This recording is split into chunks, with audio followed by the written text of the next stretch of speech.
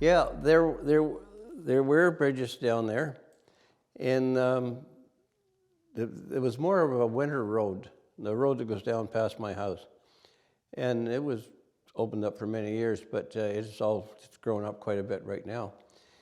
But see, that was the hunting reserve for James Playfair, and Vic Beattie used to look after it.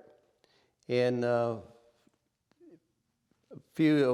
many years ago, I guess, he was cleaning off the marsh, like, you know, they could build up with bulrushes and whatever, and he set it on fire, and the bridges were burned.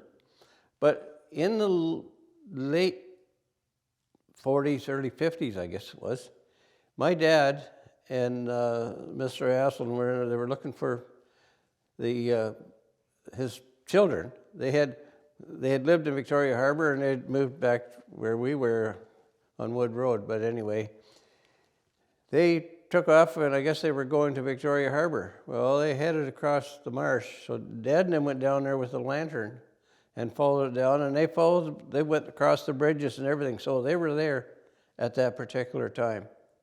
And they came, Dad and Earl Aslan and them came to the harbor, coming down through that way, just following the tracks. So I don't know exactly what the day was, but I know it was late 40s, early 50s.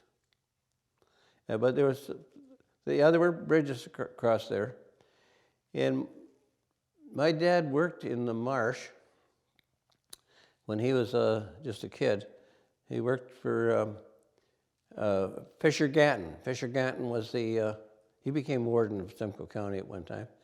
But he was the supervisor, foreman down there, and Dad worked for him, and they were taking off the thing for the marsh for Pratt. D.S. Pratt was the industrialist in Midland, and they were cleaning the marsh off for him, like the logging, cordwood, and whatever. So Dad did that as a kid.